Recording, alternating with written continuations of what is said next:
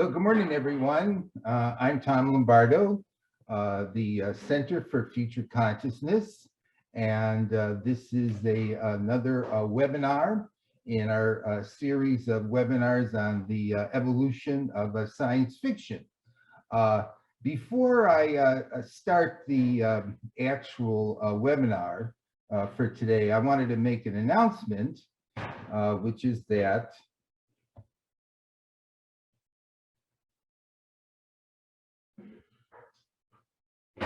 I just have recently published 2 new old books.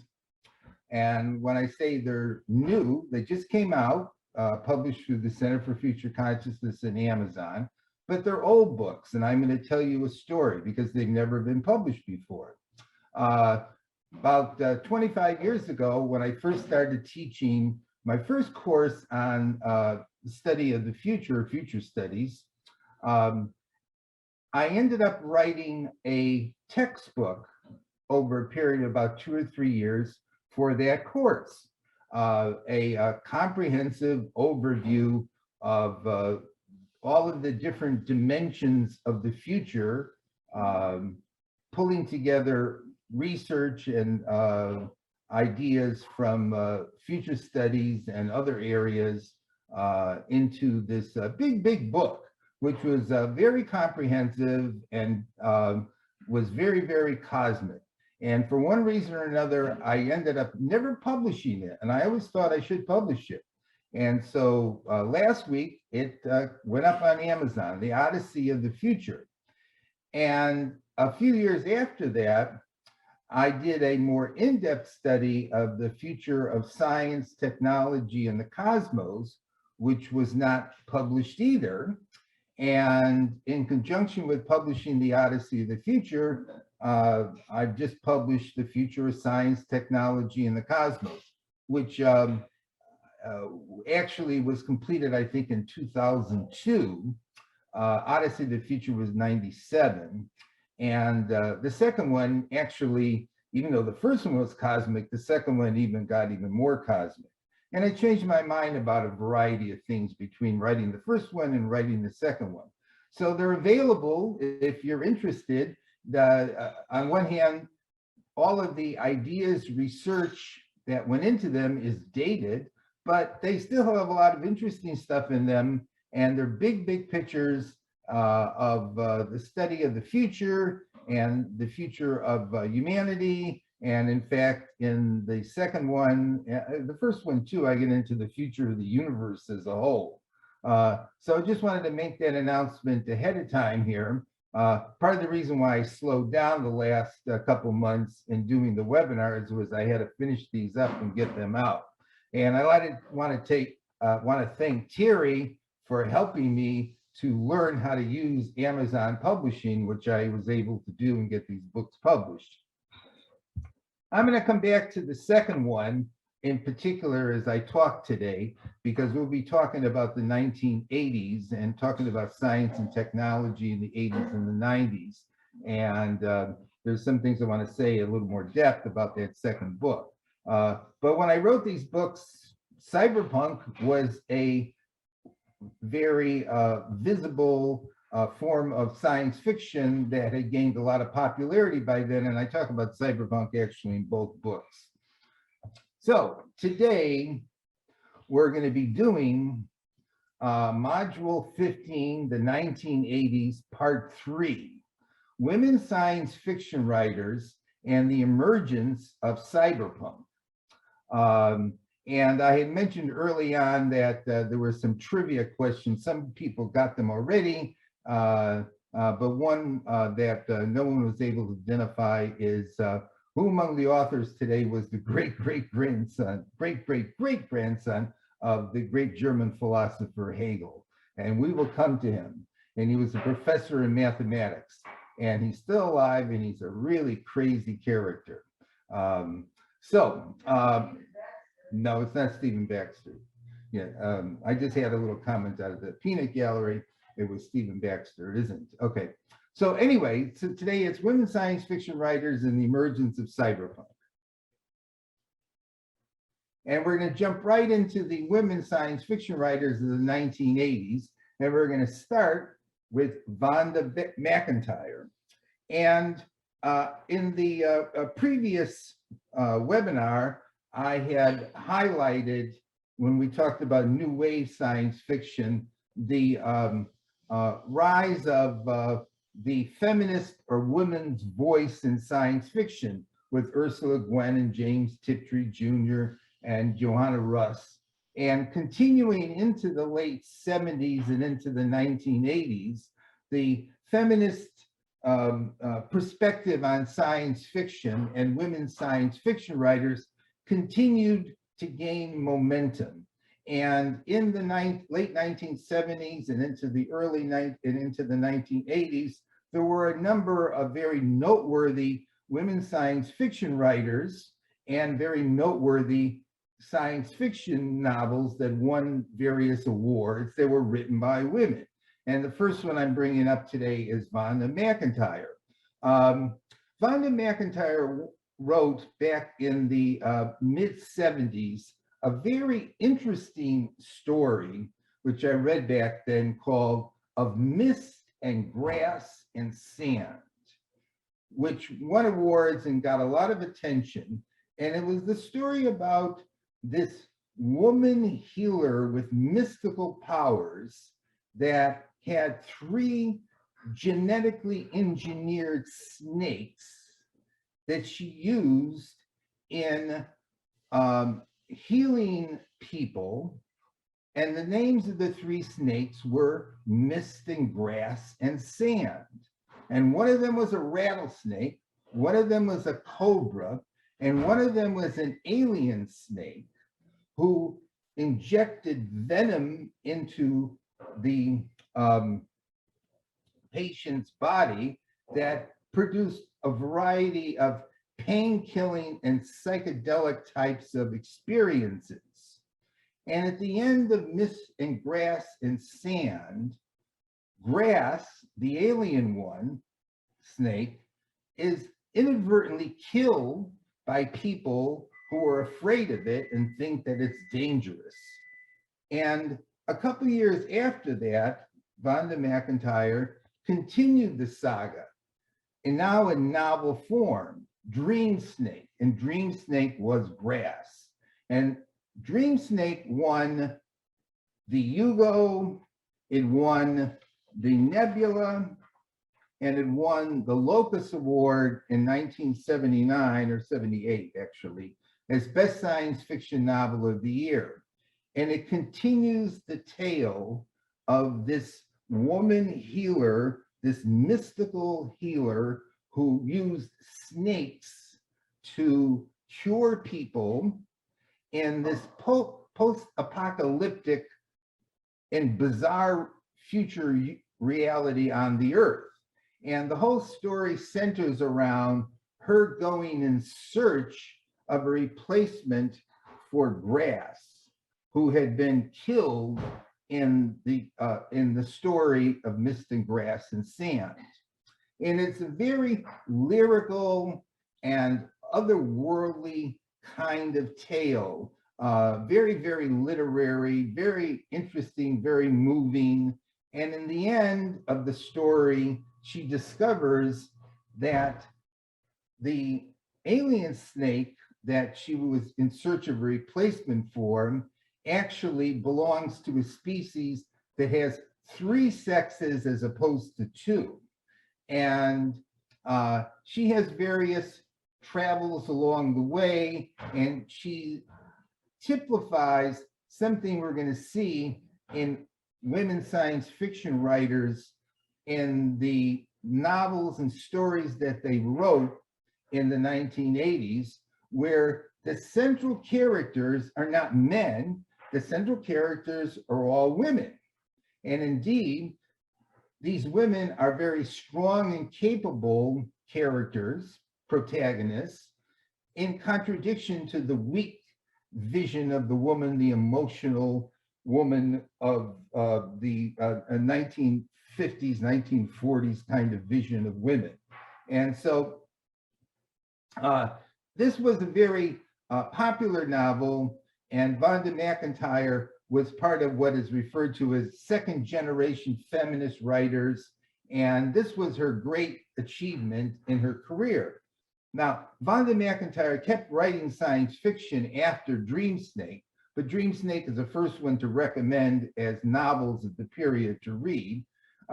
She did an anthology back in the 1980s on feminist and women science fiction writers. She actually wrote screenplays for a number of the Star Trek movies, including The Search for Spock and The Wrath of Khan. And she also continued to write other science fiction, such as Superluminal, which is a story of a woman becoming more cyborg-like to integrate with a faster-than-light spaceship, and a big space opera series, The Starfarers. And she also won a Nebula for her fantasy novel, The Moon and the Sun. Right? Did I get the name right? Yeah, just to make sure. Yeah, The Moon and the Sun. So she had a long career lasting like 30, 35 years, wrote lots of stuff, but her great achievement, she wrote right at the tail end of the 1970s, highly recommended Dream Snake. Now we come to a second woman science fiction writer of the period, Joan Vinci. Now, one of the trivial questions that I asked was, what husband and wife both won Hugos for Best Novel of the Year for independently written novels that each of the two of them created? And Joan Vinci was the answer to that trivia question, because Joan Vinci's husband at the time was Bernard Vinci in the 1970s and into the 1980s. And Bernard Vinci, who we will talk about in the next webinar, also won the Hugo. In fact, Vinci won the Hugo twice for Best Novel of the Year. But Joan actually beat him to the punch in winning the Hugo in the early part of the 1980s. Now, Joan Vinci started off writing science fiction short stories, and she won a Hugo for Eyes of Amber. But in 1980, she produced her masterwork, The Snow Queen. And The Snow Queen is a novel that in some ways is inspired by Hans Christian Andersen's story, The Snow Queen, but it's a science fiction novel. And The Snow Queen is one of the most imaginative and fascinating novels of the 1980s. It takes place on an alien planet that has this divided population between the summers and the winters. Those are the names of the two groups of humans. And it is ruled by the Winter Queen, who lives among the winters. And the Winter Queen has this quest to remain immortal, and she has ruled over this planet for 150 years already. And the realism or realistic element of her quest for immortality is that there is a species on this planet that lives in the oceans that is harvested and killed, and out of the blood of that species, they're able to extract what they call the water of life, which if drunk on a regular basis, provides for perpetual youth. You do not die.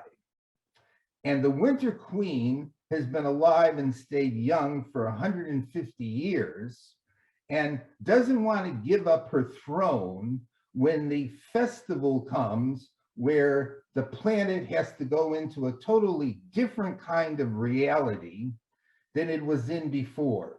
And by that, I mean, it has to stop for various reasons using any kind of technology, and the Winter Queen has to kill herself by jumping in the ocean with her lover.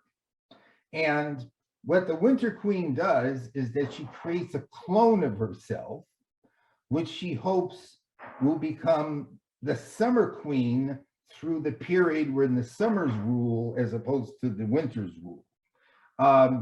She is a very promiscuous ruler. She has multiple lovers through the whole novel. She has one primary lover called Starbuck, who is her #1 man, but he's also her henchman and killer.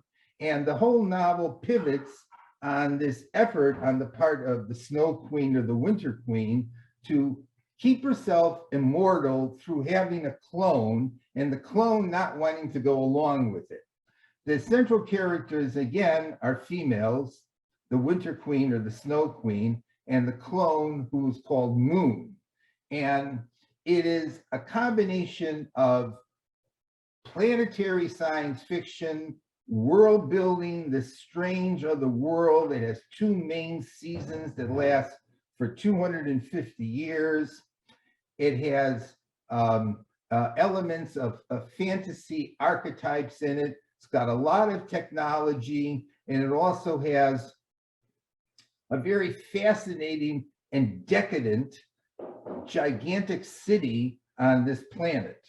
And so one of the really great science fiction novels of the 1980s, The Snow Queen. She eventually would write The Summer Queen, which would be the sequel to The Snow Queen. By the way, notice that these 2 images on the covers here are very fantastical, and they were both painted by Michael Whelan, who I've mentioned on several occasions was one of the, still is one of the great science fiction artists of the last 20, 30 years. And these are more recent pictures, paintings of those 2 novels.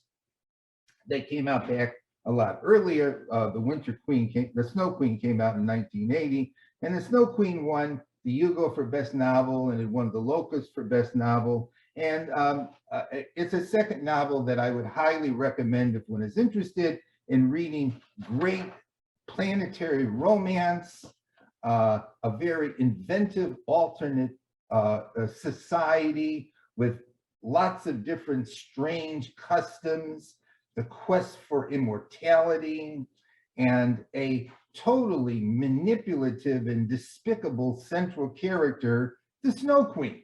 She's the villain in this, and Moon is in fact in the end the hero or heroine. So that's the second significant female science fiction writer of the period, a second significant science fiction novel with, again, the central characters being women and males in this taking a secondary role again. Now, a third significant woman writer to emerge in the 1980s was from Canada, Margaret Atwood. And Margaret Atwood is one of the most awarded writers associated with science fiction for awards outside of the science fiction community. Margaret Atwood has written almost 20 books of poetry on top of writing 10 or 15 novels and around 10 books that are nonfiction too. And Margaret Atwood has been a professor and teacher of literature and classics in many, many different universities, and has been writing since then, actually started writing in the 1960s, and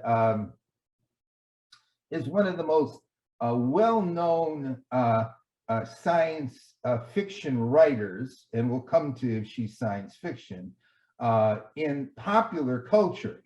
And she's often identified as being a feminist science fiction writer, feminist writer, although what feminism means for her is a rather complex issue. And so she doesn't really identify herself entirely with feminism as a philosophy, but she's written lots of stuff that feminists have identified with.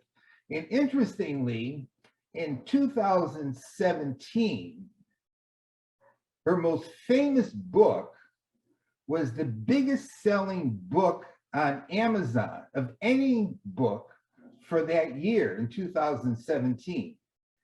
Now, it was written in the 1980s, but in 2016-17 is when Trump came in as president of the United States. And her book connected with people's worries and concerns over what was going to happen with Trump as president. And it turned out to be the biggest selling book of 2017. Now, and I'll come to it in a moment. As I mentioned, she was a poet as well as a fiction writer and nonfiction writer. And early on, one of her collections of poetry, speeches for Dr. Frankenstein, definitely had science fiction elements in the poetry, suggestive of science fiction. And up through the 60s and 70s, she won awards for her poetry and won awards for her novels. But the novel that really made her an international figure came out in 1985, The Handmaid's Tale. And The Handmaid's Tale is the novel I just referred to that was the biggest selling book of 2017 on Amazon, 30 years after its publication. And a lot of you are already familiar with The Handmaid's Tale. And if you've never read it, I highly recommend it. It is a psychological, introspective novel written with great clarity, and it is very captivating, and it is a very bleak vision of this near future reality in which the central character narrating the story is a handmaid who serves the Commodore and his wife, who live in this Christian authoritarian female repressive society called New Gilead. Gilead, excuse me. My wife just corrected me. Gilead, yes, with the D in the end. And it was nominated for the Nebula, won the first Arthur C. Clarke Award as Best Novel of the Year. And it is very philosophically interesting with respect to if a right-wing Christian philosophy were to gain control of our society with its vision of women as having secondary status, what would it be like? And one of the really strange things in it is the handmaids are women in this society whose function is to carry the babies of the male heads of the household, because in this future world, most women have become infertile, including the Commodore's wife. And so the handmaids serve this function of procreation for this society. Again, it's very psychological. So there's lots of reflections going on in it from the woman's point of view, from the central character's point of view. And it takes place in this very repressive reality.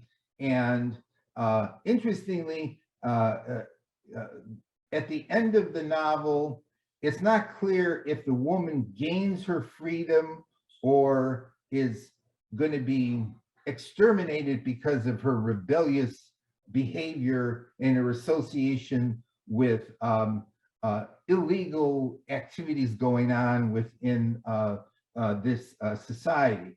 But highly recommended, and it's one of those science fiction novels that was eventually made into both movies and a movie and TV series.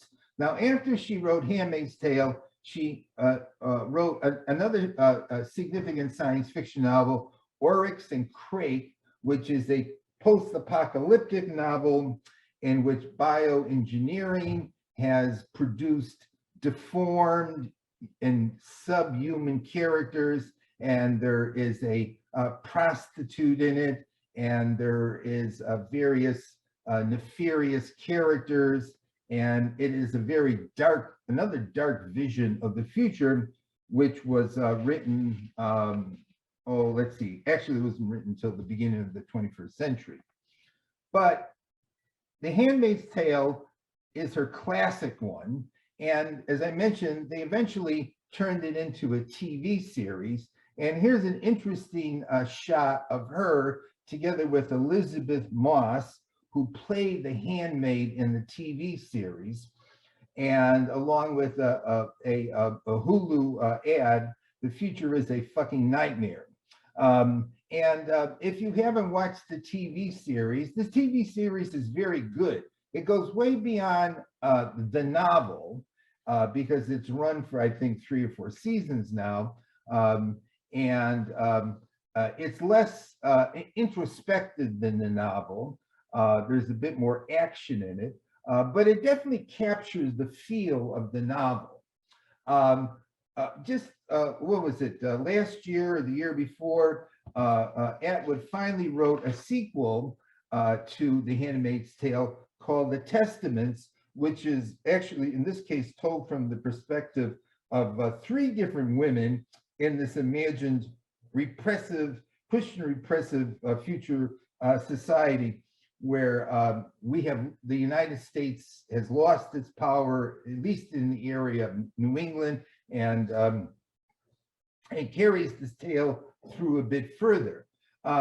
Another thing, though, about Atwood along the way here is that Atwood has had various ideas about science fiction, speculative fiction, and has voiced them and written about them. And indeed, the book I have up there is a collection of her essays on does she see herself as a science fiction writer. John Clute of the Encyclopedia of Science Fiction has stated that Margaret Atwood does not understand science fiction, and that in fact she does write science fiction even though she says she doesn't, and that Margaret Atwood has no understanding of what's gone on in science fiction for the last 50 years, even though she's written some very significant science fiction. So actually I went to listen to her once talk about science fiction and speculative fiction, because she identifies herself as speculative fiction. And I wasn't at all convinced or swayed by her interpretation of what she thought science fiction was versus speculative fiction, and that she wasn't a science fiction writer. In her mind, to be a science fiction writer, you had to talk about things that hadn't been invented yet and usually take place in outer space with lots of aliens. And of course, that's not what she writes about. But she does write about transformations in society, about new world wars, about bioengineering. And in fact, the term speculative fiction, if you recall, was an expression that became popular back during the New Wave, when New Wave writers didn't necessarily want to label themselves as narrowly as science fiction and wanted a broader umbrella, conceptual umbrella to use. And they started using the expression speculative fiction. But it was always a fuzzy-wuzzy distinction to begin with, whether someone was speculative fiction or science fiction. And me, I just sort of lump it all together and say that speculative fiction is simply a self-identified movement and a term that people began to use because they wanted to highlight the fact that science fiction didn't simply talk about science and technology, but talked about any other dimension of human reality on which one could speculate with respect to the future or even alternate realities. And I mentioned back early on in the whole series that science fiction, in fact, did deal with the future of everything. And indeed, Margaret Atwood is part of that. And so the term speculative fiction to me never hold that much, it didn't hold that much water as some kind of a valid alternate subgenre, that it all sort of gets subsumed under the general category of science fiction, as long as you don't necessarily think that science fiction just has to do with science or technology in the future. Be that as it may, The Handmaid's Tale is a great novel. The TV series is very good. Margaret Atwood is a superb writer. She's a psychological writer. She is somebody who can evoke powerful emotions in the reader, and that's her classic. And she is one of the few science fiction, speculative fiction writers who really broke into main popular culture and has become very, very well known outside of the domain of science fiction. A fourth writer, woman writer, C.J. Sherry, who is actually Carolyn Janice Sherry without the H on the end, is perhaps the most prolific woman science fiction writer of the 80s, 90s, and into the first part of the 21st century. You have different counts on this, but it appears that she has written at least 80 science fiction novels in the last 35 years, somewhere around there. Sherry, and the oddness of the name is that when she submitted her first novel for publication, the editor told her to not identify herself as Carolyn Sherry, because first of all, it was a woman's name, and Sherry, or Cherry, excuse me, sounds like a fantasy writer. So she put an H on the end of her name and abbreviated her first name so that she would sell science fiction. And Sherry is unequivocally science fiction in the sense that not only do her novels range across outer space with an immense number of different alien planets and an immense number of different intelligent aliens encountered, and an incredible array of different high-tech scientific concepts thrown in. But fascinatingly, even though in one sense she writes what we would call hard science fiction, she actually has a degree, a master's degree in the classics. So I forgot to mention, by the way, and I think it's interesting to point this out, that Vinci, Joan Vinci, her college education was in anthropology. And her story novel, The Snow Queen, is a good in-depth study of an alternate culture with a good sociological anthropological emphasis in it. Sherry is a classics student, but also a student of archaeology and history, and was very good, still continues to be very good at creating these very intricate worlds and realities that involve all the different dimensions of humanity in the future. Now, another thing that she does, and I haven't even put any books up by her yet, is that once she started to write, and she's primarily a writer of novels, it became apparent that her different novels all fitted together into this big future history picture. And I've mentioned before other people like Larry Niven and Robert Heinlein and Poul Anderson, who wrote a number of different novels and stories that fit into this big picture future history. And Sherry created that through her novels. And that big picture future history is often referred to as the Union Alliance saga. And there's at least 30 of her novels that are parts of this big future story with lots of aliens in outer space, with lots of technologies and humanity expanding outward, having faster than light travel, and also using biotechnology and other things along the way.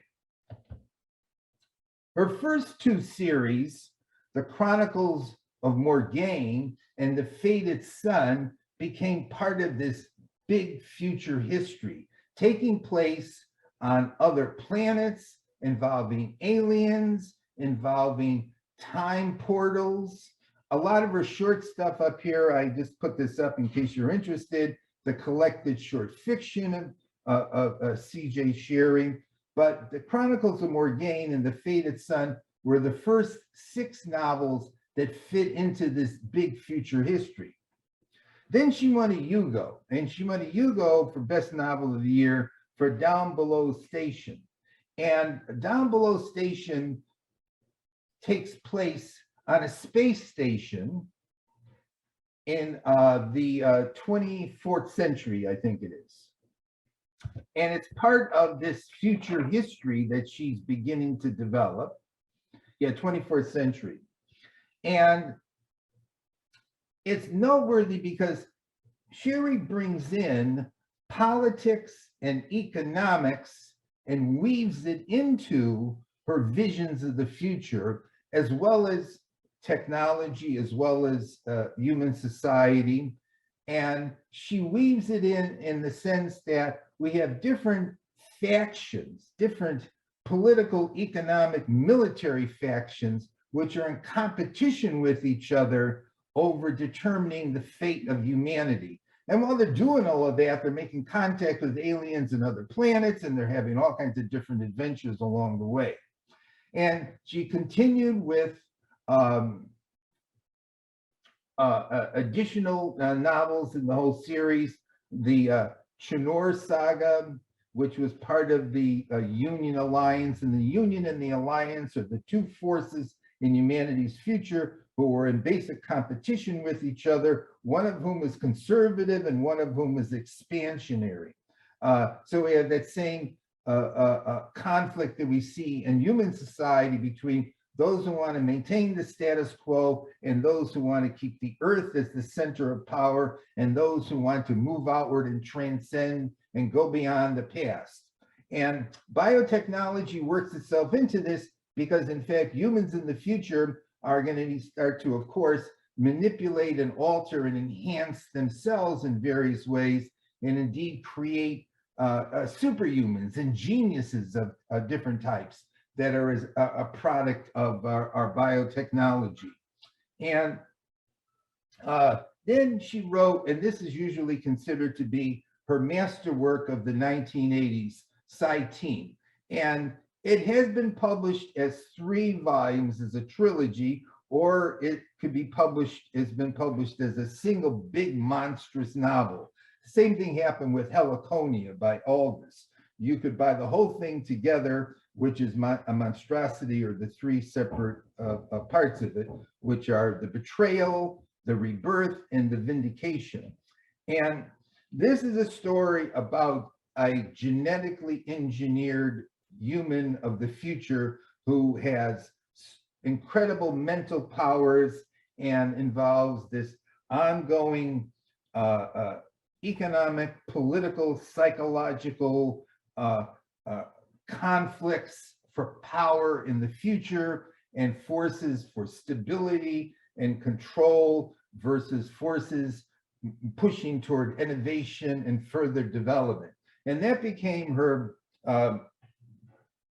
great work of the Union Alliance saga. But again, the Union Alliance saga just continued even after that. And the Foreigner series, my guess, and I'm not a guess, looking over various lists of her novels, it looks as if there's like 20 novels in that series, which is part of the big future history. And the Merovingian Nights, which looks like there's another 8 novels there. So again, amazingly prolific, very hard science fiction, but mixed together with really detailed social, political, economic thinking about the future of humanity. Takes place in outer space with tons of different aliens and tons of different worlds. And she's still writing, but she started up back in the 80s, and her Hugo winners were the Down Below Station and Saitine. So those are the 4 key women science fiction writers who I wanted to highlight of the 1980s. Each of them has a noteworthy central novel, which was an award winner. All of them have as their central characters, I forgot to mention it with respect to sharing, is that they all have women as their main protagonists, and men are often a secondary, psychologically weak, filled with flaws and of other kinds too. So we have this flip-flop here through this feminist perspective, even though Atwood would not consider herself a feminist, even though she writes things that feminists identify with. We have this flipping of the woman now becoming the main character and becoming a strong character who is capable of dealing with challenges, including challenges in outer space and challenges with aliens and challenges with repressive cultures. And one thing, as a final thing though, about the women writers is something that Vonda McIntyre points out, is that her central protagonist in Dream Snake solves problems through healing and sharing as opposed to physical force. And she sees that as a shift. You know, the males of classic science fiction and science fiction movies, of course, often solve their problems by just having bigger guns or are being more powerful and able to obliterate the enemy, the villains. But I also should note that one of the most fascinating villains in these 4 novels is the Snow Queen, or the Winter Queen, as she's referred to in Vinci's novel, The Snow Queen. And it's a psychologically fascinating study in a cutthroat, promiscuous, dominating quest for immortality and absolute power character, in that she has this double of herself, Moon, who's her clone, who turns into a different kind of personality, but in some ways is actually more courageous and more brave and more wise in the end. And Moon is the one who's hooked into the advanced technologies mentally on this planet, where the Queen is not. So we have powerful female villains in women writing science fiction in the 1980s too. So on that note, we're going to move into high tech, and we're going to move into this phenomena, which has not just been a factor in science fiction, but indeed has been a general factor in the last 30 years in human society as a whole, which is that since the 1980s especially, and even you can go back to the 1970s to see the beginnings of this, human society has been impacted by and seen the emergence of a whole plethora of different evolving and innovative technologies. We have, in terms of our popular culture, commented on and discussed ad nauseum how modern technology has been transforming human society. And this began back in, using the word begin with quotation marks because you could always trace things back even further. But this started to become very noticeable in the 1970s and 1980s. All these different innovative new technologies that were having all kinds of psychosocial effects upon us. I have up here a quote from Rodney Brooks, one of the great roboticists of the era. The distinction between us and robots is going to disappear. And indeed, that is going to become a major theme, both in popular culture, our fear of that happening, and it's going to become a major theme in cyberpunk, because cyberpunk as a science fiction movement is in part a reaction to, a reflection on this whoosh of new technologies coming center stage into pop culture and into our ways of life during the 1970s, 80s, 90s, and up to the present time. Now, just to point out what particularly we're talking about here, and I have up there a number, and I have up my book, The Future of Science, Technology, and the Cosmos. I have up here a number of books that have been written on the evolving technologies of the last 30 years. Most of these books actually were written later than the 1980s, but they definitely reflect on and are relevant to it. But let's have a look at, not in science fiction, but just in popular futurist writings, popular science, what all these new technologies are that have been emerging, that have hit us, walloped us in our mindsets and ways of life. We have information technology, computers, the internet, the web, I should have put up there, Google, virtual reality, media, social media, and techno-enhanced communication, computer technology enhancements to the body, more and more of us becoming more and more cyborg-like, computerized robots invading our homes, recently invading McDonald's too. I saw those commercials. Artificial intelligence, biotech, medtech, nanotech, brain-mind tech, hook technologies into your brain, have effects upon your mind. Intelligence augmentation, chemical technology, drugs keep evolving. I just read a recent thing today that the most popular drugs that cause overdose and deaths are all synthetic drugs that are produced around the globe. Chemical enhancements to reality, which in fact the hippies started with, in fact, using various psychedelic drugs, and our environment becoming more intelligent with more embedded computerization and automation and everything, obviously in the automobile, obviously in what I'm dealing with right now with the computer in front of me.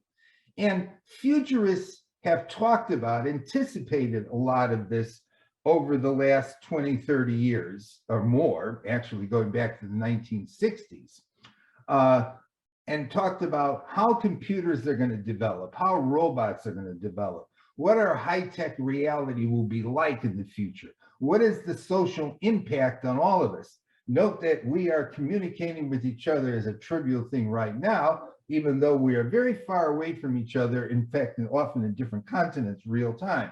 We've talked about ad nauseum, the positive effects of it all, the negative effects, the fact that it's always complex and mixed. Are we evolving, or are we heading toward catastrophe? Is this technological revolution, ongoing revolution, a reason for hope? or is it a reason for fear? Now, hope and fear, evolution and catastrophe are themes that have come up in science fiction ever since, going all the way back to Mary Shelley and Frankenstein. But I would definitely recommend going back into the 19th century Erewhon by Samuel Butler, because that was a very good take on how machines are going to evolve into the future. But Wells talked about it. Fritz Lang talked about it in Metropolis. Jack Williamson talked about it. Isaac Asimov with his robots. John Brunner stands on Zanzibar, and many, many others. So futurists have been, over the last 60 years, throwing a lot of focus on this theme of how many different technologies are rapidly evolving and how they're impacting human way of life. But science fiction writers, in fact, earlier on, were talking about a lot of the same things too. Although science fiction writers didn't anticipate that well the development of computers. But between the futurists and science fiction writers, we have been discussing the evolving technologies, and especially in the last 40 years, how rapidly they're evolving, how many there are, how they're so interconnected together, and how they're changing our entire lives. Now, let me go over just to the right there. Walter Truth Anderson's book, Evolutionism, What It Used to Be, is a great book, one of the best, on how technologies are being used to facilitate, purposely facilitate the evolution of life, including the evolution of humanity. Flesh and Machines and I, Robot are great books on developments in robotics. Out of Control is a great book on biotechnology. What's the other one I have up there? I can't see it, it's behind mine. Oh yeah, The Age of Spiritual Machines, which of course, Ray Kurzweil has got a lot of attention over the last 20, 30 years on how computers and or information technology is growing in its power exponentially, and how this is going to ripple out. It is already rippling out and going to be affecting all of human life. And we're going to become virtual beings in the future. And computers are obviously going to get smarter than us. And in fact, Kurzweil owes the notion of the technological singularity to Vonda Vinci. Now, Vonda Vinci was Joan Vinci's husband, excuse me. And they were married back in the 1980s, 90s, somewhere in there. They eventually got divorced. But in 92, Vinci, who was a computer science professor out in California, wrote an article called The Technological Singularity, which gained a lot of attention because in there he considered the very real possibility that, in fact, computers were going to eventually exceed humans in intelligence. And what was going to happen at that point? Now, here's where I put in a plug for my book, The Future of Science, Technology, and the Cosmos, is that back when I wrote it in 2000, I think I did a very comprehensive overview of what people were saying about all the different spheres of scientific and technological evolution going on in the world between computers and the web and biotech and actually outer space technology and robots. And so I attempted to try to pull it all together there because, in fact, an awful lot was happening and continues to be happening. And this is going to, in some ways, significantly stimulate the evolution of science fiction. Now, this might be a good place to take about a 5-minute break, I think, right, Terry? It's about 5 after 11, and I'm going to get into Cyberpunk because I sort of set the stage for Cyberpunk. So we're all set.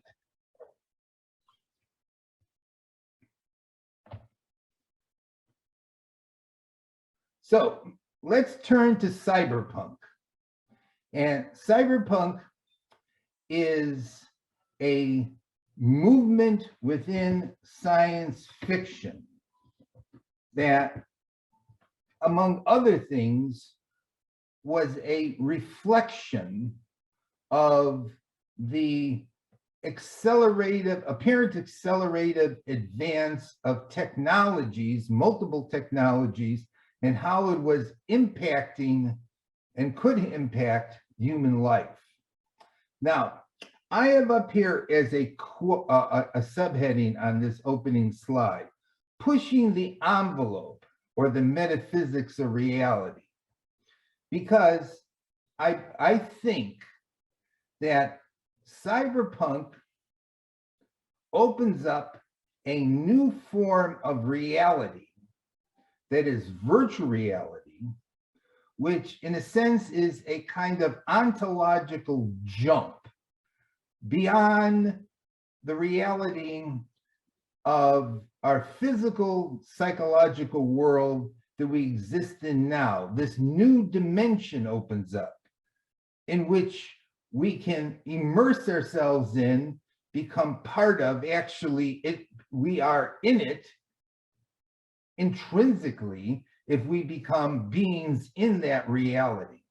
This was anticipated here, that something new is emerging, almost like a new level of evolution, something different from what presently exists in our reality. A couple other things I want to note with this opening slide, and I'll come back to that first point too. Note the electrifying and powerful level of the art. Cyberpunk art, as part of the whole cyberpunk culture, became this very inventive and vivid and scintillating new dimension of science fiction art. And also notice that humans and machines are in various ways woven and integrated together. The immersion together of machine and human. And also note a kind of darkness that you see in a lot of these images. These aren't exactly utopian, beautiful visions of the future.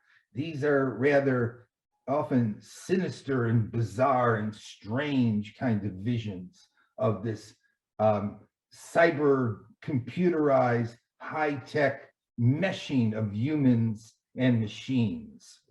So I bring all that up because cyberpunk, in fact, was more than a movement in science fiction. It was more than a literary movement. It was a multi-dimensional movement that went out beyond science fiction into popular culture itself.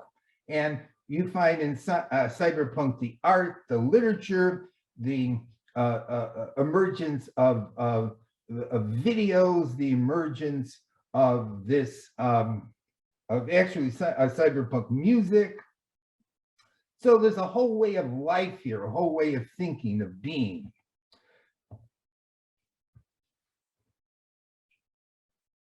Now, a place to start here is, let's look at the origins and development of it. Item number one, new wave science fiction was anti-establishment, grew off of hippie culture in part, grew off of the counterculture. Cyberpunk also grew off of the same counterculture, anti-establishment mindset. The powers that be, economic and political, are not to be trusted. And it grew out of that anti-establishment of the hippies and that anti-establishment of the new wave. It also had this continued emphasis on a different kind of literary style that we found in the new wave. But it had this great sense of social realism. We had these pictures of the relatively near future, but it was a future that was a critique of Campbell and Gernsback's outer space mindset. Cyberpunk, among its writers, influences that have been identified are J.G. Ballard in his psychedelic surrealistic science fiction and Dick's dystopian kind of future reality as envisioned like in Do Android Dream of Electric Sheep or Blade Runner. But whereas New Wave tended to downplay or reject technology, cyberpunk embraced technology. Cyberpunk eventually became a pop culture phenomenon with a new aesthetics, a new way of life, cyberpunk fashion, art, music, and environment, politics, and philosophy. The types of characters were geeks, nerds, hackers as heroes. It was a cultural way of life transformation envisioned by the cyberpunks, reflecting this emerging, overpowering wave of new technologies. The term punk refers to what we use the term punk to mean: individualistic, antagonistic, anti-establishment, urban street characters, where cyber was connected with computers and with technology. So cyberpunk literally meant a computer reality where the main characters are like street characters, gang characters, anti-establishment characters. It was postmodern in that it transcended modernism and rejected the notion that things are improving. In fact, it even rejected our notions of reality. It was also influenced by film noir detective stories. Several of the cyberpunk writers mentioned that as well too. So these are some general features of cyberpunk that played into its evolution, its development.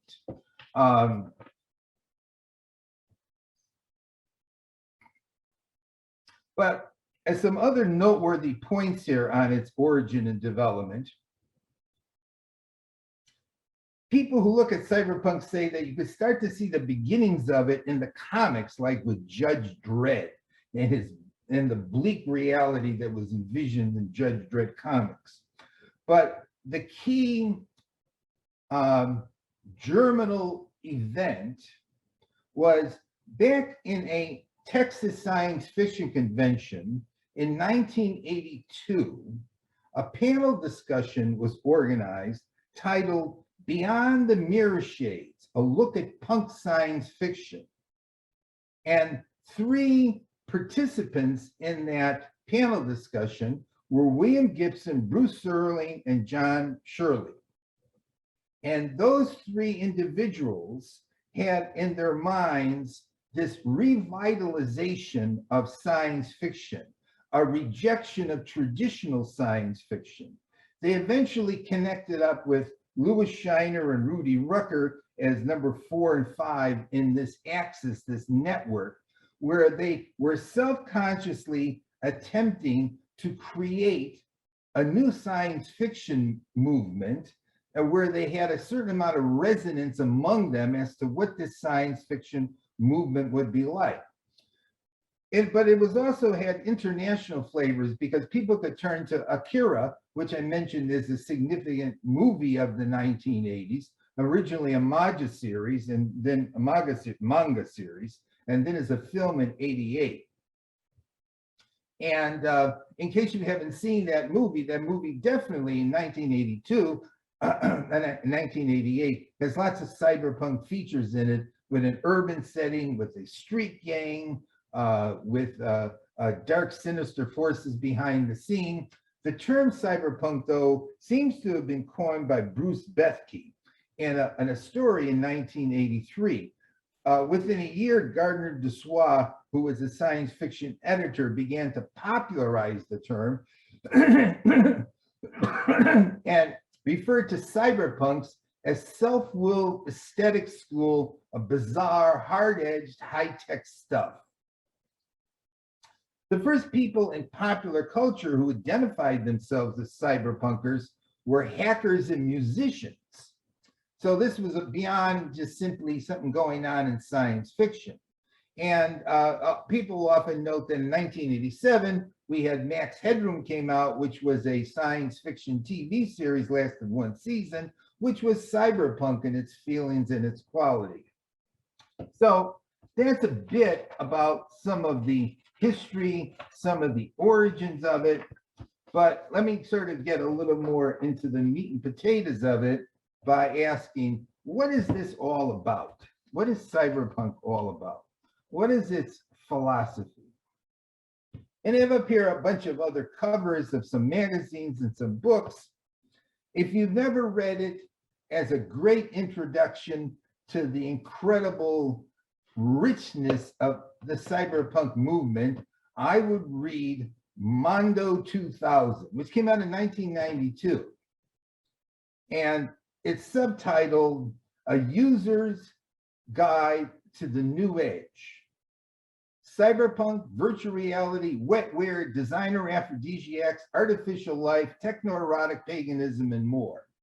And Mondo 2000 is a great visual and artistic condensation of the high-tech wildness and inventiveness, and rather optimistic at the same time, of the whole cyberpunk subculture. There were various books written in that time about significant features of this envisioned new computerized reality, The Metaphysics of Virtual Reality by Michael Heim, Life on the Screen, on what's happening to human personalities going on the web, a Nicholas Negroponte's Being Digital, which is another nonfiction book I would recommend. We have a picture up there that I found of Are You Serious? That was his name, okay, who was one of the editors from Mondo 2000, of Are You a Cyberpunk? And he has a whole bunch of different gadgets and things that he puts up there as ways in which to identify whether you're a cyberpunk person or not. Wired magazine became very popular as a way to publicize features of the computer culture, cyberpunk reality that was emerging. Time magazine even had a special issue on cyberpunk.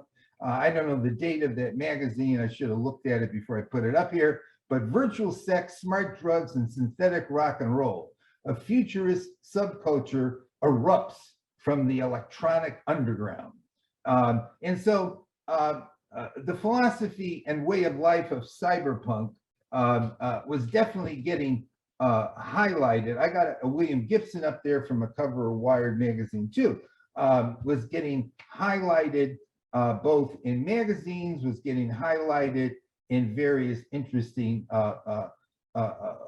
books dealing with features of computer culture in the cyberpunk movement. And just in case you're wondering, am I ever going to get to a definition of cyberpunk? Here's a couple ones as a starting point.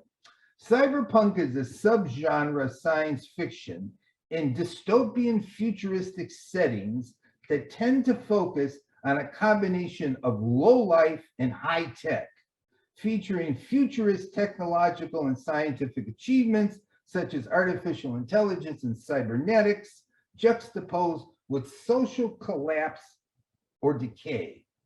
So whereas the Gernsbackian pro-science technology vision of the future, where technology would empower us and make for a utopian reality in the future, cyberpunk science fiction tended to place these high-tech future realities in social settings where society has in various ways collapsed, degraded, disintegrated. So it's a dark world with dark characters living on the streets with super high tech and often merging with it.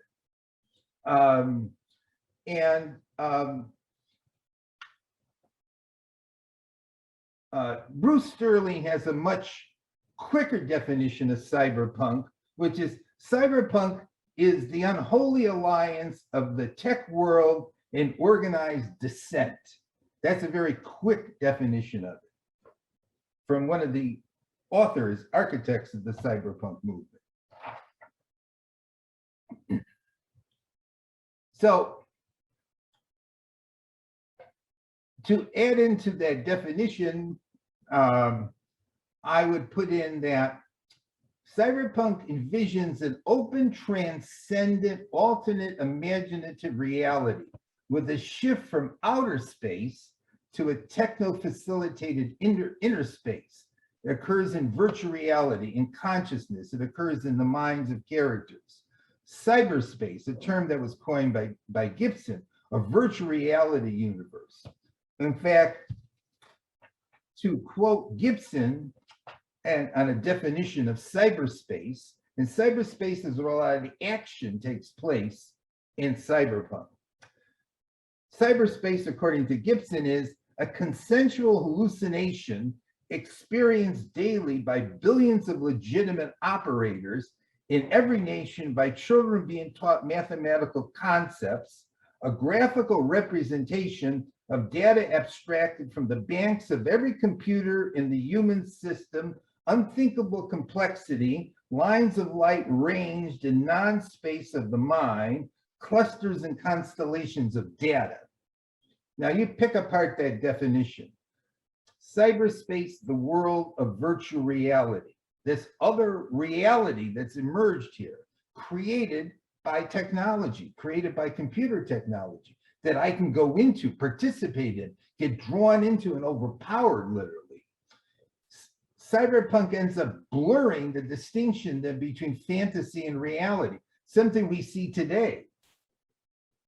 Cyberpunk envisioned a transformed future world where our world has become computerized and is high tech, and everything is embedded with artificial intelligence.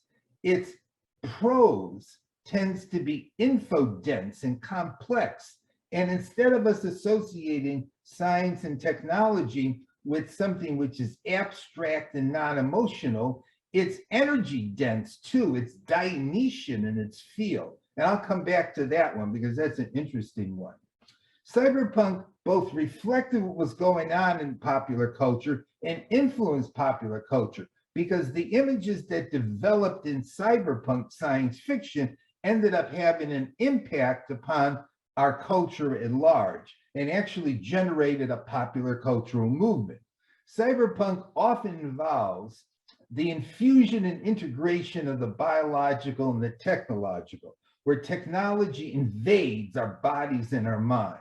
We get hooked up, jacked in, immersed in, augmented, replaced by various kinds of high techs, and we get lost in the whole thing.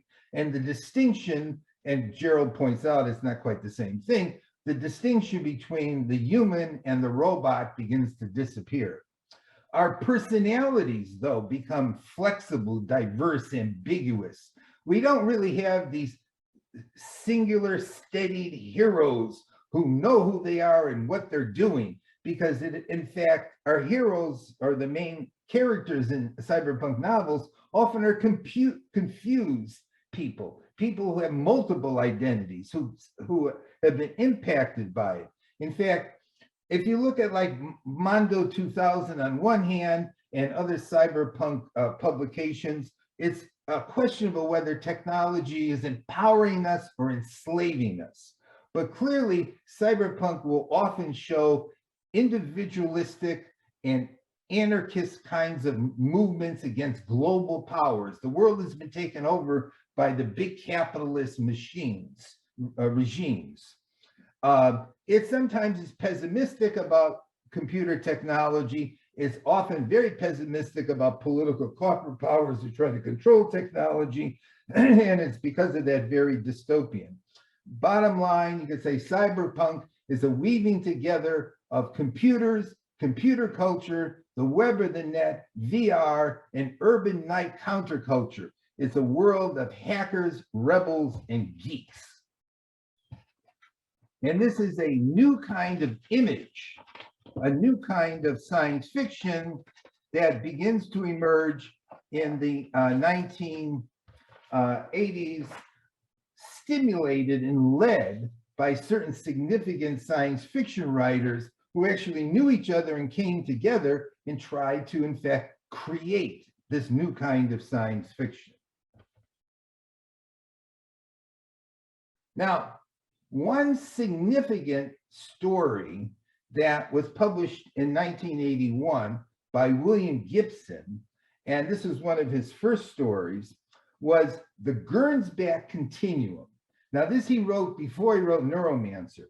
And the Gernsback Continuum, which was reproduced in Mirror Shades, which I'll come to in a moment, described a photographer who was assigned to go out and take pictures of retro future architecture, how we imagined the future back in the 1930s, 40s, and 50s, the wondrous, bright, and ultra clean and sleek kind of future that Gernsback and other people of that era imagined.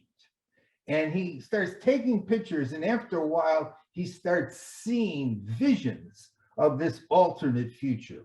And what becomes the debate in his mind is, we have this vision of the future, and there's a good image of it right there, of a wonderful high-tech world with this nice family looking at how splendorous it is, this vision of how technology would empower us.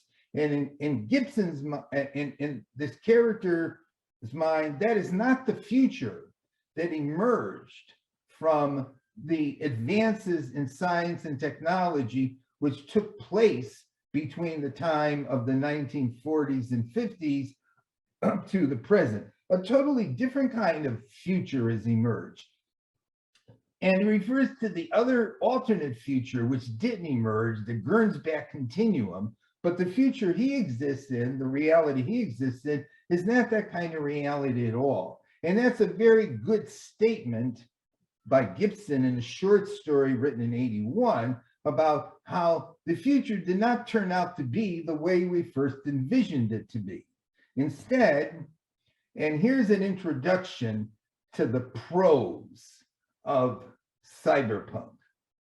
The drug hit me like an express train, a white-hot column of light mounting his spine from the region of his prostate, illuminating the sutures of his skull with x-rays of short-circuited sexual energy.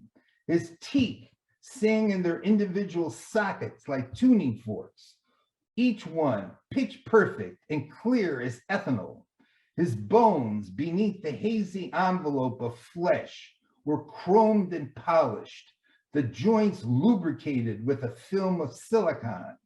Sandstorms raged across the scoured floor of his skull, generating waves of high, thin static that broke behind his eyes, spheres of purest crystal expanding. And notice here in this quote, and this is from Neuromancer by Gibson, this is dense in information. It synthesizes scientific and technological language with this high energetic, visceral Dionysian feel. This is not abstract exposition. This is literally shaking your body up and shaking it up as fast as possible, or shaking your mind up that way too. This is the way cyberpunk writers wrote, with this kind of meshing together of the Dionysian, of the emotional, of energy, psychic energy, with tech jargon and lingo. And the body, in this case here, being invaded by drugs.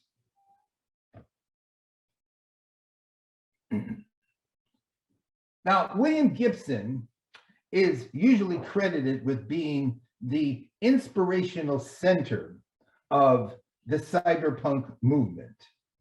He's very famous for this line, "The future is already here, it's just not very evenly distributed." And as one of my trivial questions, which I asked before, which is, which famous science fiction writer, when he went before the draft board and he was asked, what do you want to do with your life? Gibson told the draft board that he wanted to sample every possible narcotic there is in the world. And Gibson was a definite counterculture youth who was infatuated with the hippie culture in particular, although by 12 he wanted to become a science fiction writer, he identified with Beat Generation literature. He moved to Canada in 1967 to Toronto because, as he put it, he wanted to sleep with hippie chicks and smoke hash and indulge in narcotic substances. He remained homeless and traveled around, bummed around, and he actually got involved with punk rock music, and that's how he made his connection with John Shirley, who is another bit of trivia, because John Shirley, I'll talk about in a moment, is the cyberpunk writer who had his own rock band. And he started to write science fiction in the early 1980s, but being influenced by Ballard and by the Beat Generation and by his countercultural vagabond mentality, he just totally rejected the kind of science fiction in his mind that had been written up to that point in time. He wanted to write something different, something new. And so he wrote a number of different noteworthy early stories, which are collected together in his first anthology, Burning Chrome. Among them, one story, which they eventually turned into a movie, was Johnny Mnemonic. And it was about a hacker who had information implanted in his brain and was being pursued by a nefarious double-crossing individual, and was befriended by a woman who was also a hit woman who had steel, I think, nails growing out of her fingers, called Molly Millions, and has to connect up with a heroin-addicted, cyber-enhanced dolphin to get the information out of his head. And the movie's pretty good. The story's good. It definitely is cyberpunk all the way. It's got its central character who is being pursued by powers that be behind the scenes.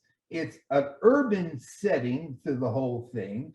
And technology has worked itself into the human body and into human reality all around him. And so he wrote a number of, excuse me, and he also wrote stories about prostitutes and about being in love with prostitutes, you know, a really gritty street shit early on in the 1980s. Then he wrote the novel that made him famous, Neuromancer. By the way, up here on the right side of the picture of Gibson is a very good cyberpunk artistic vision of Molly Millions with her steel implanted fingernails there, extra fingernails. And Neuromancer was his breakthrough novel. It's considered the classic science fiction cyberpunk novel. I have my own favorite, which is not Neuromancer, but a lot of people will say this was the great cyberpunk novel, the novel that started the whole thing going.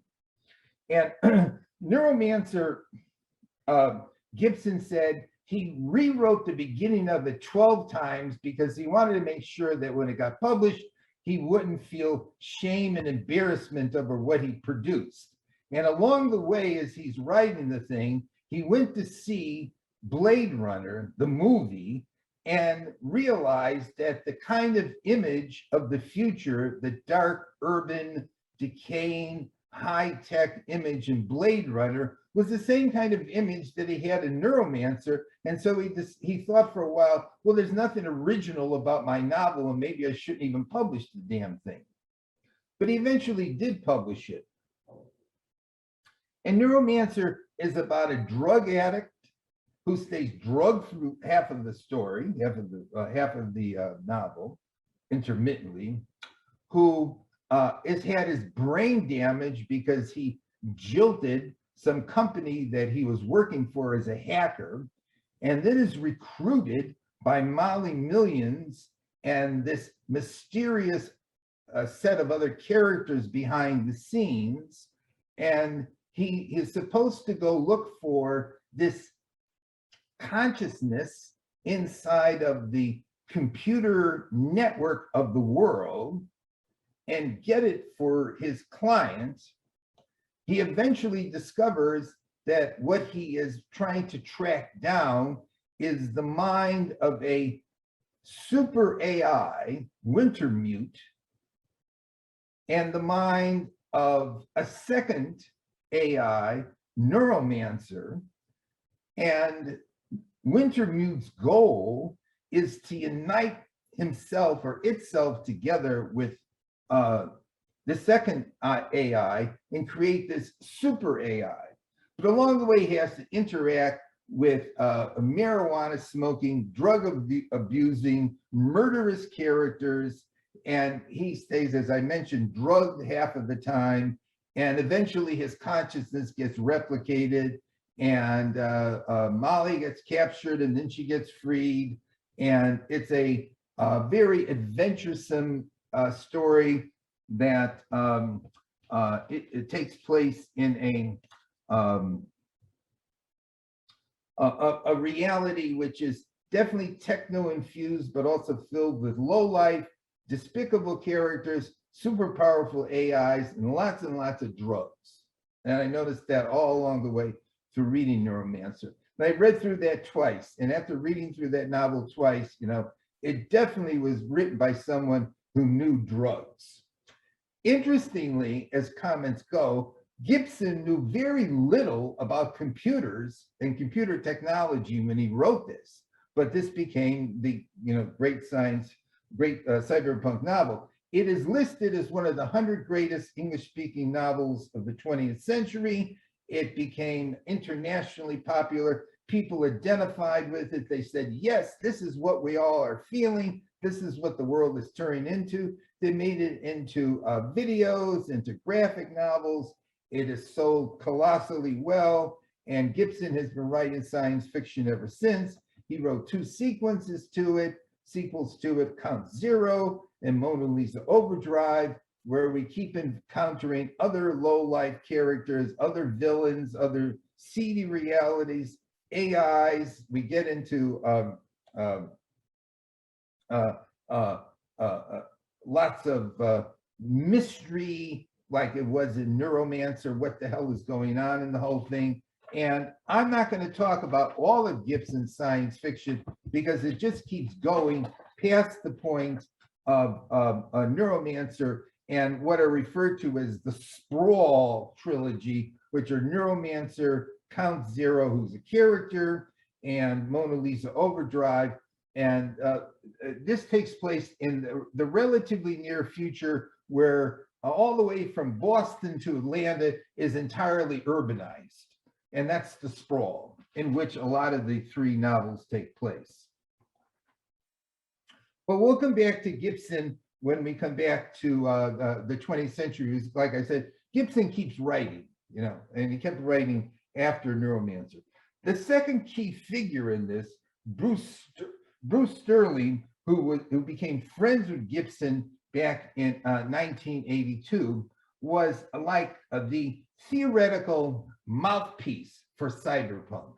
And you can buy it, but a lot of Sterling's original writings on what cyberpunk was all about as a science fiction movement are collected together in his book, The Complete Cheap Truth. And Sterling is a little younger than Gibson, born in the 1950s. And presumably, again, and we could figure this one out as well, Gibson is credited with inventing the term slipstream, which we'll come to later on when we talk about other developments in science fiction. Sterling, a way to introduce his science fiction is his anthology, which came out in the mid-1950s, Mirror Shades. And it was a cyberpunk anthology. It's a good anthology to look at because there's a 10-page introduction at the beginning as to what cyberpunk is all about. And then there's about a dozen stories in there. One of them is the Gernsback Continuum.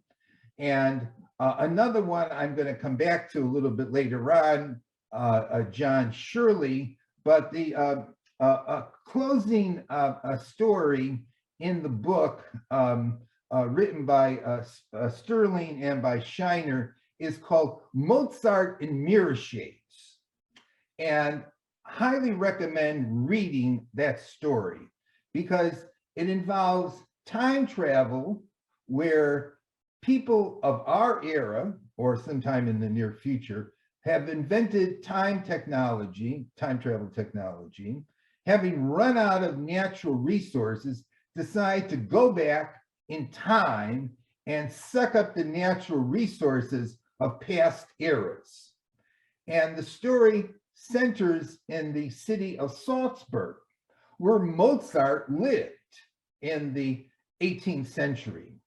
And Mozart is a character in the story, along with Marie Antoinette, who becomes the lover of the visitor from the future, and eventually the lover and partner of Mozart.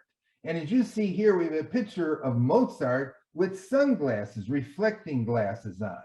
And Sterling identified mirror shades or reflecting sunglasses as one of the totems or images associated with cyberpunk. And Mozart never finishes writing all of his symphonies, if I recall correctly, and works out a finagling deal where he's able to leave the 18th century because he's become familiar with all the advances in music and technology and runs away into our time. It's very funny, very inventive. I don't know if you exactly call it cyberpunk, but it was the closing story within Mirror Shades. Where Sterling, though, is very cyberpunk and very interesting, and maybe his best novel, plus stories, is Schismatrix. And this was written in about the same time that he edited Mirror Shades.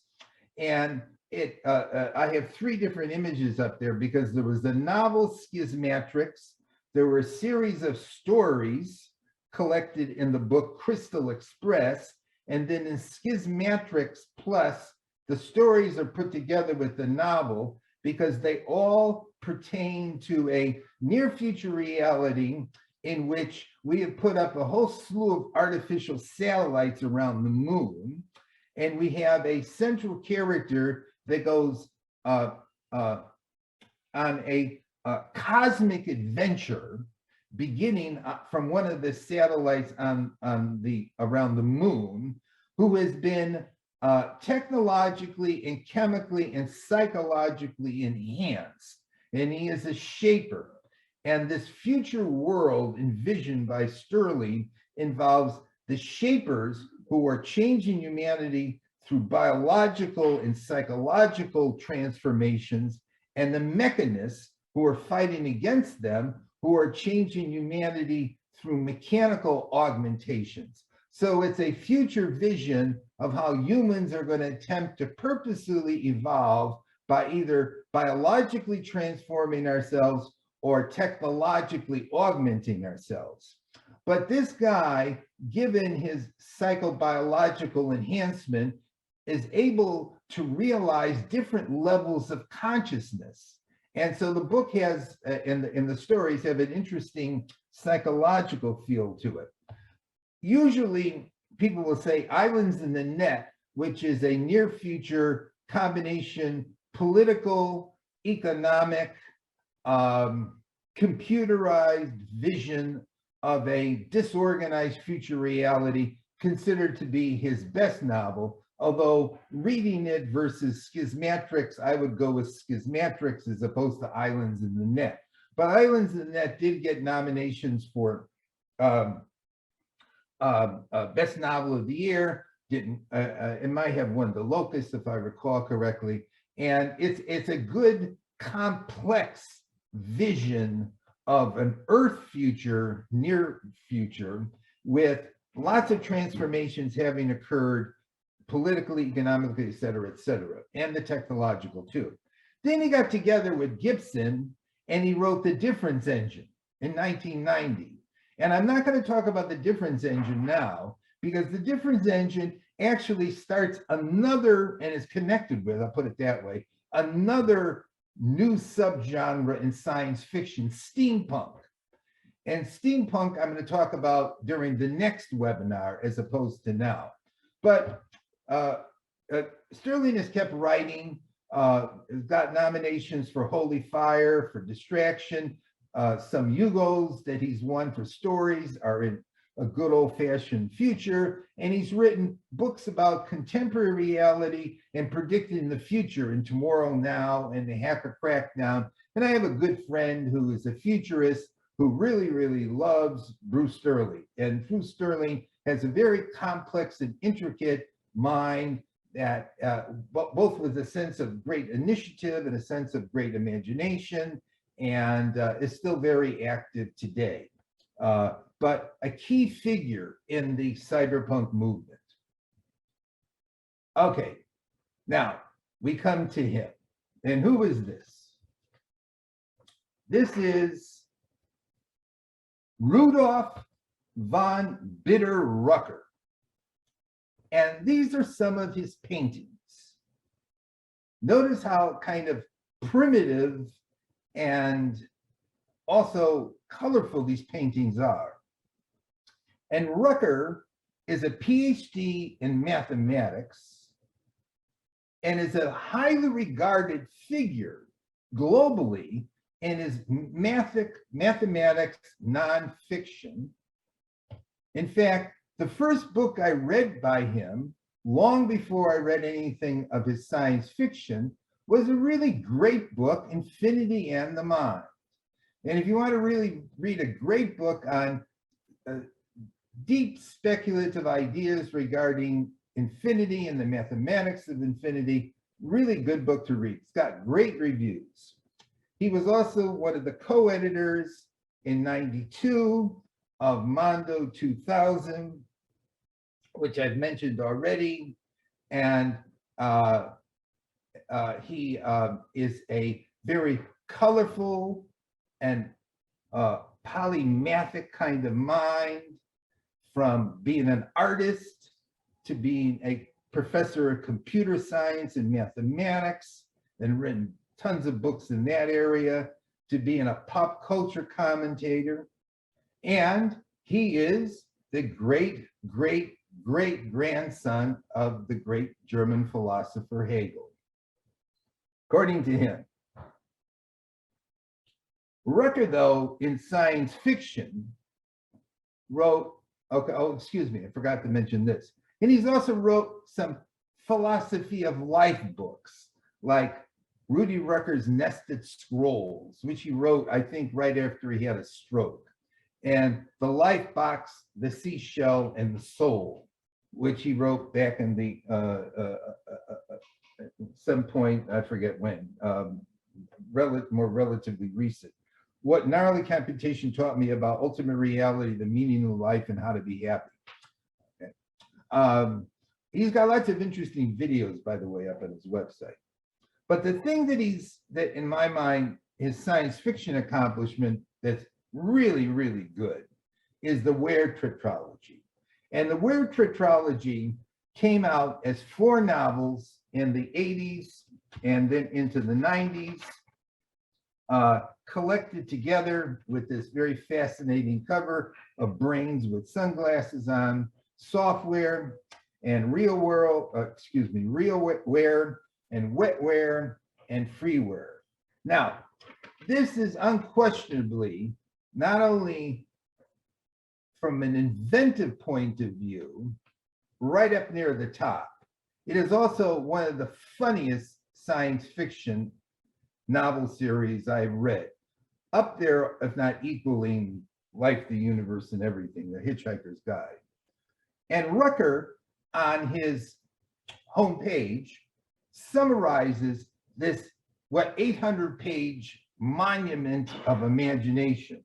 And I thought it'd be just funny to read it. because this shows you how he writes and how he thinks. Okay, summary of the weird tetralogy. Your guide to the 21st century.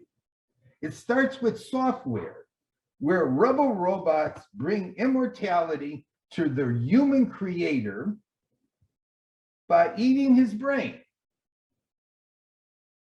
In Wet World, the robots decide to start building people, and people get strung out on an insane new drug called merge. Imagine having sex where your bodies melt together.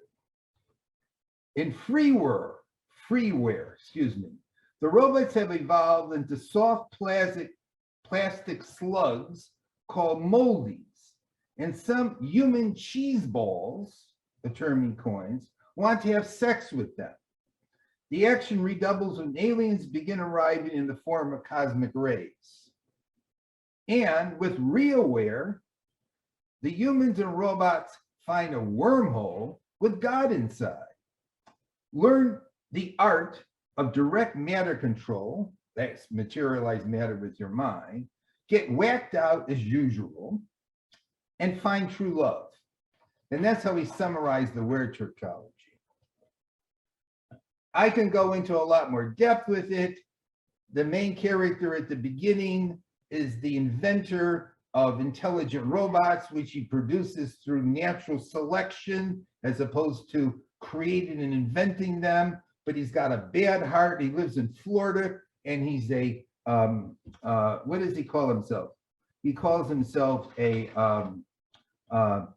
feezer, which is a freaky geezer. And he lives in the state of Florida, which the United States has given over to retirees and separated from the United States. And he's approached by a duplicate of himself, which is a robot.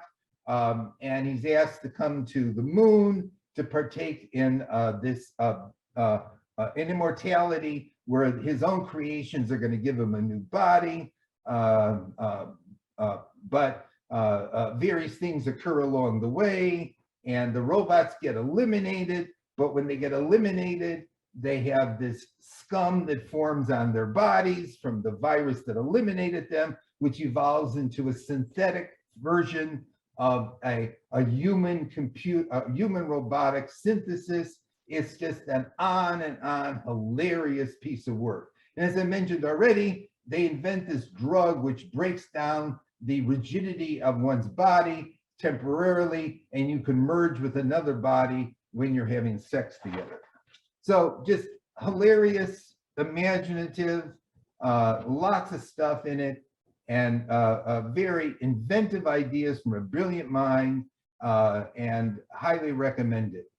And I just put up a couple of his other more recent things, and I should mention that all of his stories are up on his website, the complete stories of Rudy Rucker. And it's just about 12, so I'm going to zip along here. Three other very noteworthy cyberpunk writers, Pat Cadigan and Sinners, computer technology meshed together with human psychology and consciousness. Hardwired by Walter John Williams, and the Eclipse trilogy by John Shirley, who I mentioned was one of the original figures in the Cyberpunk initiative. And John Shirley, by the way, is the person who wrote the screenplay for The Crow. And I know I'm coming sort of a little bit behind, but John Shirley is another one. And he's the one I mentioned before has a rock band. He's another one who's just a very electrical, vibrant writer with this intense style to him. From The Eclipse, just a couple paragraphs. You take the word lurid and you put it raw in a vat filled with the juice of the word appeal. You leave it and let the acids of appeal leach the colors out of lurid, so that you get a kind of gasoline rainbow on the surface of the vat. You extract the petro rainbow with cheesecloth, strain it into a glass tube, and dilute heavily with oil of cartoon innocence and extracts of pure subjectivity. Now run a current through the glass tube and all the other tubes of the neon signs interlacing free zones walk. Surely in his section in Mozart and Mirachés took a piece of Eclipse and put it in that book. And it was the best piece in the entire book. The Eclipse is a really electrical post-World War III novel where we have remnants of the Soviet Union, we have fascists, we have a resistance movement, we have low-life drug realities, written by a rock musician, a classic cyberpunk series, and definitely would recommend it. Now, we got one last person, Neal Stephenson. And Neal Stephenson, in my mind, wrote the best cyberpunk of anybody. And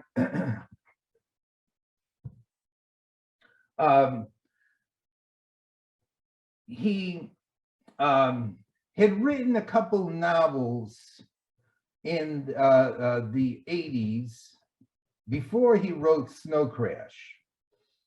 And Snow Crash was this big surprise, incredible cyberpunk novel when it emerged, got a lot of attention. The back cover there shows two of the central characters, YT on the left, which is short for yours truly. And on the right, we have Hugo Protagonist, who is a pizza delivery man for the mafia, who in the metaverse is an expert virtual swordsman. And Snow Crash involves a future Los Angeles, takes place in future Los Angeles mostly, which has broke off from the United States. Many of the business and political activities in and around Los Angeles are controlled by the mafia, including pizza delivery and drug delivery in the same shipments. And these two characters deliver pizza for the mafia.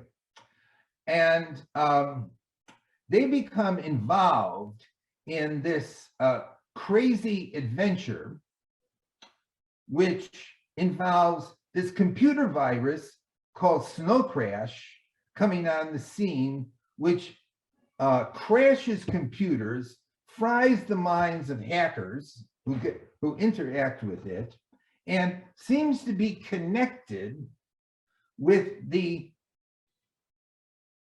ancient Babylonian, Mesopotamian story of the Library of Babel, that someone has created, inspired by artifacts from that time, a computer virus plus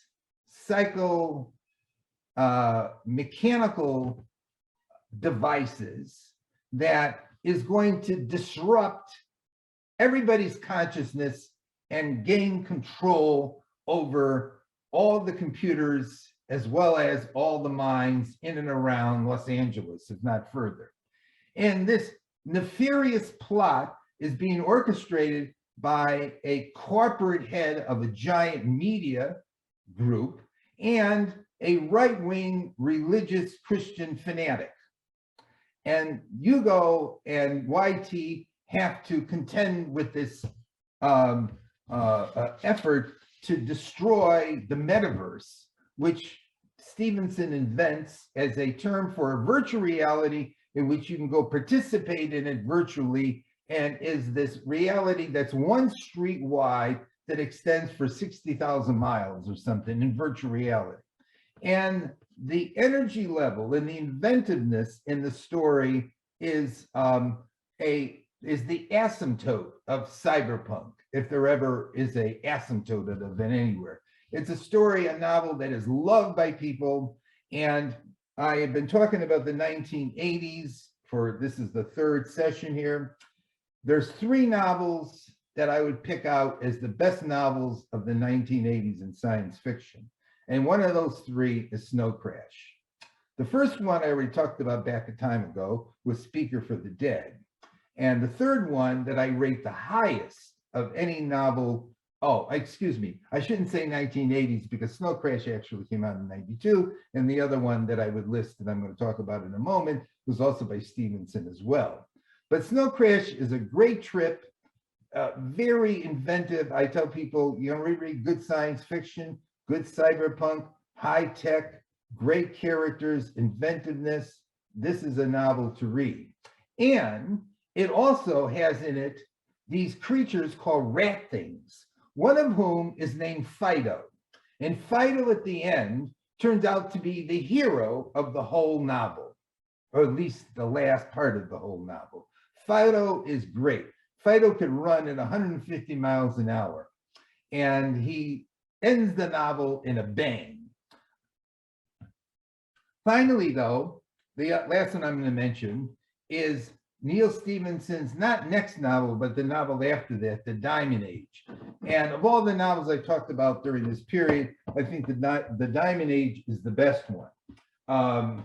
And this came out actually in 95, but I wanted to include it because I think it goes together with Snow Crash. And it's a good way to pull the whole cyberpunk section together. Now, people will say that The Diamond Age is not cyberpunk. It won the Hugo for Best Novel of the Year, but they'll say it has more to do with nanotechnology. But actually, it has to do with nanotechnology and computer technology and a world that's been transformed. It's an urban setting near Shanghai, China, and it has artificial intelligence in it. And it has the quality in a lot of ways of cyberpunk. And it begins with the sentence, "The bells of St. Mark's were ringing changes up on the mountain when Bud skated over to the mod parlor to upgrade his skull gun." And that's how it begins.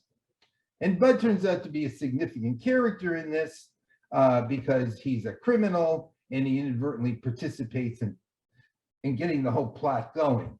The Diamond Age is the story about an engineer who creates an interactive book, a young lady's illustrated primer to be made for his rich boss's daughter. But he decides that he's going to make a second copy of it to give to his daughter so that his daughter can be educated as well as his boss's daughter. But traveling home with the copy of the primer, he gets robbed.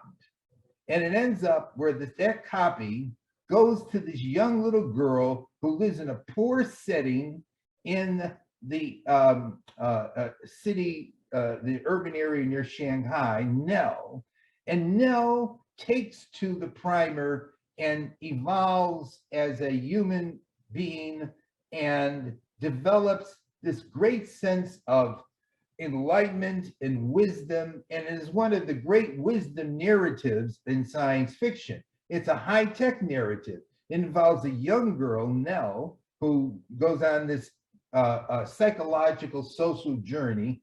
There's awful lot of intricacy to the vision created here in the near future, where nanotechnology has empowered humanity, but we still have the poor, we still have those who are rich and pull the strings. We have mysterious people behind the scenes. And while that is going on, we have this young girl growing up, Nell, who becomes wise. And I say this to philosophers. If you want to read a good wisdom narrative story, read The Diamond Age. And I would list The Diamond Age as maybe one of the 10, and not maybe, I have it, one of the 10 to 15 best science fiction novels ever written. So Neil Stephenson here, as the cap on this section on cyberpunk, wrote two great novels in the 1990s. So I moved into the 1990s here, two great ones, Snow Crash and The Diamond Age. I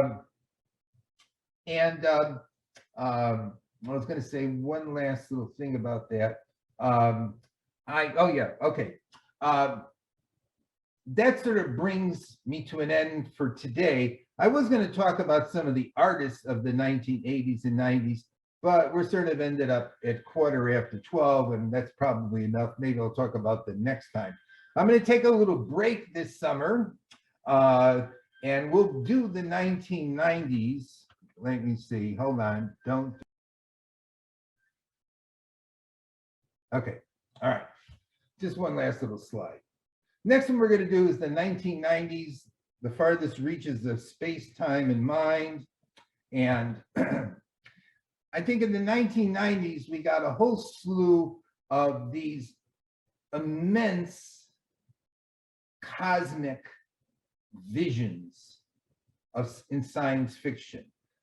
We've mentioned Bernard Vinci. We mentioned, Leslie mentioned a fire, deepness in the sky, a fire upon the deep, though he wrote earlier. The Time Ships, which is the sequel to The Time Machine by Stephen Baxter, Hyperion by Dan Simmons, Queen of Angels, Diaspora, really a super duper vision of the evolution of human consciousness. Watchmen, which became one of the most highly regarded 20th century novels and was a graphic novel. The Mars trilogy, steampunk, I mentioned already, and one example being the Nubis Gates. We'll talk about the Difference Engine too. And in the movies, we had The Matrix. And so the 1990s saw this jump in the thickness and imaginative richness of science fiction, often in outer space, sometimes down on the Earth, sometimes a bit on the Earth, sometimes in other places too, and a lot of these really colossal creations of the intellect and of human imagination. But I'm going to take a break this summer, and we'll start back up again with this module 16, sometime in the late summer, early fall. But anyway, thank you. I'm going to escape now, right? Now you can stop the recording. Okay.